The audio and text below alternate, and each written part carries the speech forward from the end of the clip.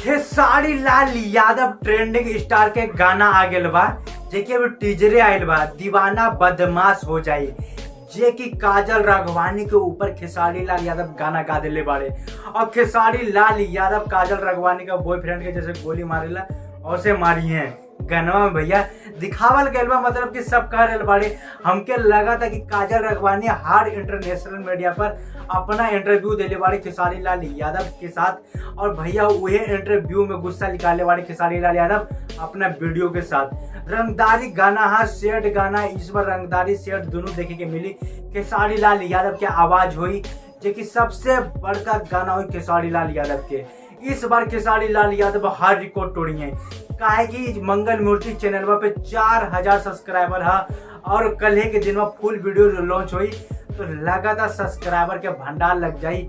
1 लाख से ऊपर सब्सक्राइबर हुई और 10 लाख तक व्यू आए करी। और काहे कि गाना ही ऐसा ना बदनाम हो जाए, दीवाना बदनाम हो जाए। भैया बदनाम कर दिले वाले काजल राघवानी जी खेसारी लाल यादव के। उहे चक्करवा में खेसारी लाल यादव गनमा गा रहे बाड़े ये गनमा सबसे बड़का हुई।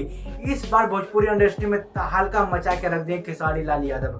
ये बतिया काहे करल बानी, ये बतिया इहे से करल बानी भैया काहे कि खेसारी लाल यादव के बहुत तेजी से गुस्सा आयल बा। उहे के चक्कर में गनमा गैले बाड़े काहे कि हर जगह इंटरव्यू जहाँ भी खोला काजल राघवानी खेसारी लाल यादव इंटरव्यू भैया। ये चक्कर में भैया गनमा में भी गुस्सा दिखैले बाड़े। और भैया हो गनमा भी रंगदारी वाला है। और भैया गनमा के लिखले बाड़े अखिलेश बाबा म्यूजिक बनेले बाड़े राजा गाजीपुरिया। बहुत अच्छा गाना हुई, जाके देखिए कल के दिन में फुल वीडियो आई मंगल मूर्ति म्यूजिक से। अब भैया कमेंट करके जरूर बताइए का काजल राघवानी के ही चक्कर में गनमा गेले बाड़े कि ना गेले बाड़े। भोजपुरिया समाज जिंदाबाद भैया।